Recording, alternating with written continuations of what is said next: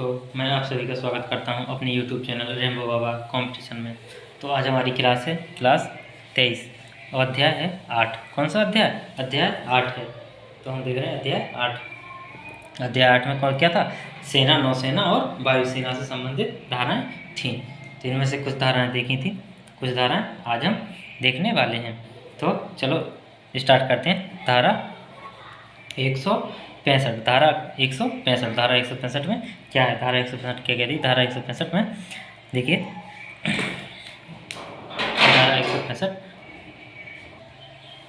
तो देखते हैं। धारा 165 में मास्टर की उपेक्षा से किसी वाणिज्यिक जलयान पर छिपा हुआ अभित्याजक मतलब भगोड़ा। क्या था? भगोड़ा। अभित्याजक मतलब भगोड़ा। कौन सा? मास्टर। इसमें मास्टर किसको बोला गया है? कौन से? वाणिज्यिक जहाज। कौन से? वाणिज्यिक जहाज, जिनमें क्या होता है?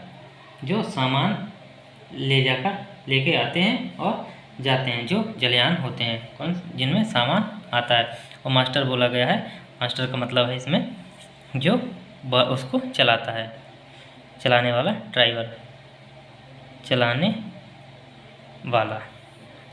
तो क्या?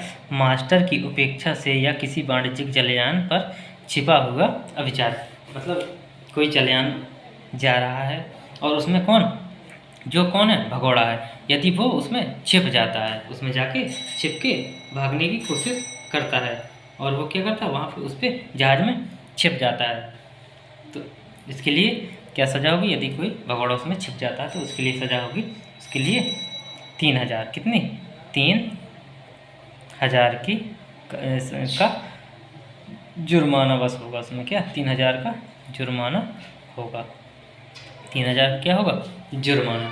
क्योंकि इसमें ये होगा ना कि मास्टर की क्या गलती? मास्टर ने चेक किया जहाज, अब यदि वो कोई छिप के कहीं बैठा है और उसकी नज़र नहीं पड़ी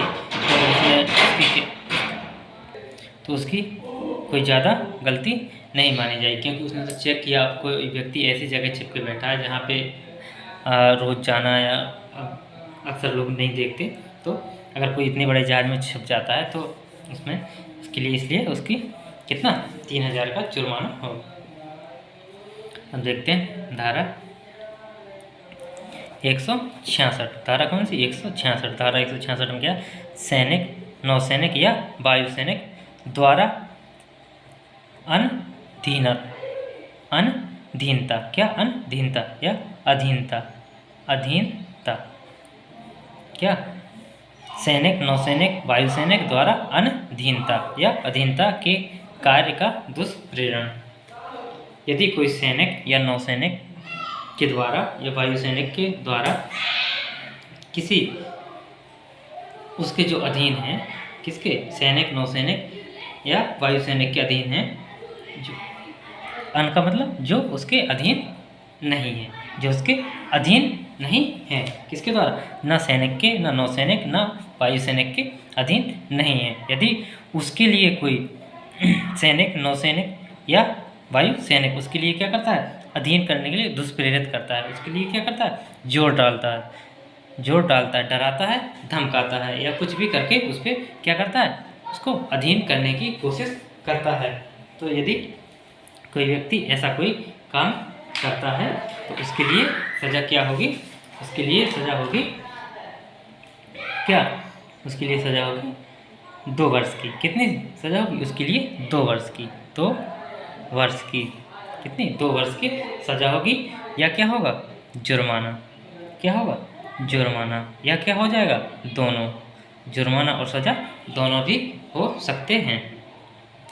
अब देखते हैं धारा नेक्स्ट में क्या है? 167। धारा कौन सी? धारा 167। धारा 167 में क्या? कतिपय अधिनियमों के अध्याधीन। क्या? अध्याधीन व्यक्ति। क्या लिखा है? कतिपय अधिनियमों के अध्याधीन व्यक्ति। कुछ अधिनियम हैं जो कि यदि उनके अधीन कोई कार्य करता है या कोई अपराध करता है तो वो क्या? अपराध में इस के अधीन नहीं होगा। किसके अधीन? भारतीय दंड संहिता के अधीन नहीं होगा। जैसे मान लीजिए कौन कौन कैसे, जैसे वायुसेना अधिनियम कौन सा 1950 वायुसेना अधिनियम 1950 और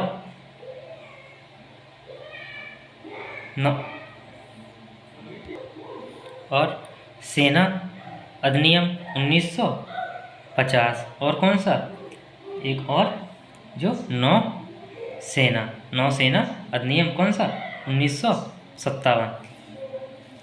अब इसकी कौन सी धारा? इसकी धारा वायुसेना अधिनियम 19 की धारा कौन सी? धारा 45। कौन सी धारा? 45। और इसकी धारा कौन सी? इसकी धारा सेना अधिनियम 1950 की धारा 46 और नौसेना अधिनियम 1957 की धारा 62।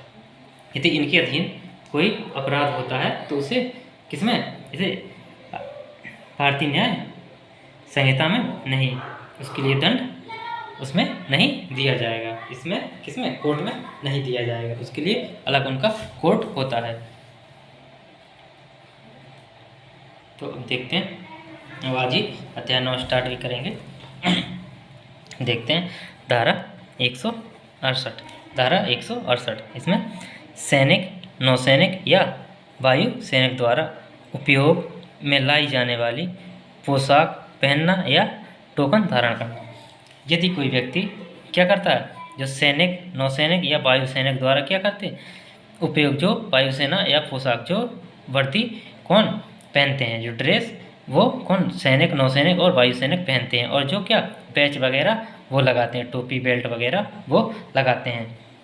यदि इनका कोई धारण इनका कोई दूसरा व्यक्ति जो इनमें सैनिक, नौसैनिक और वायु सैनिक नहीं है, इनके अलावा यदि कोई पहनता है तो उसके लिए कितने 3 माह की सज़ा या कितना जुर्माना, प्लस में जुर्माना कितना होगा?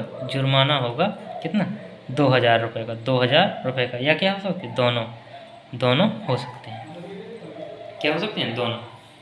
चलिए देखते हैं अध्याय 9। अध्याय 9 की शुरुआत कर देते हैं। अध्याय 9 किससे संबंधित है?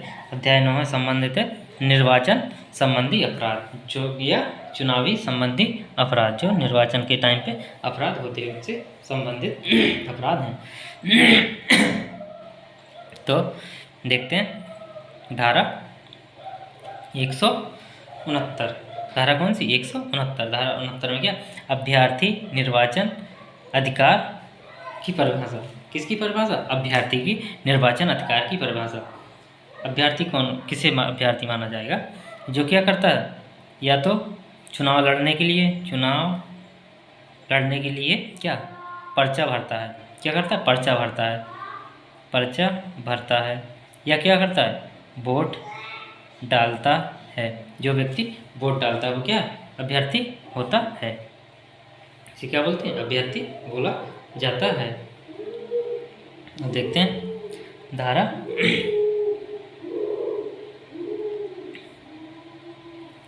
या इसको क्या कर सकते हैं? पर्चा की जगह इसको क्या कर सकते हैं? इसको कह सकते हैं जो नामांकन करता है। किसके लिए?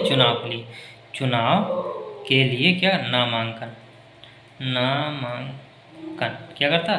नामांकन करवाता है, उसे क्या अभ्यर्थी बोलेंगे। जो चुनाव में खड़ा होता है, जो कैंडिडेट होता है, उसे अभ्यर्थी बोलेंगे। अब देखते हैं धारा 170। धारा 170 में क्या है? रिश्वत।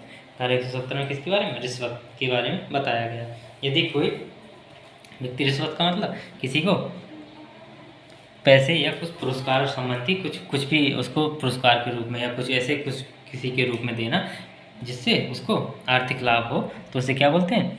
उसे रिश्वत बोलते हैं। यदि कोई व्यक्ति किसी चुनाव में किसी को अवैध कुछ कार्य करने के लिए कुछ पैसे धन कुछ देता है और कुछ ऐसी नीति की घोषणा करने के लिए कहता है जो कि उसके विधि के विरुद्ध है, तो यदि कोई ऐसा कोई कार्य करता है तो वो क्या होती है? वो रिश्वत होती है। क्या होती है? रिश्वत होती है। तो थैंक यू दोस्तों, प्लीज़ लाइक एंड सब्सक्राइब करिएगा। इसके आगे अगली क्लास में पढ़ेंगे।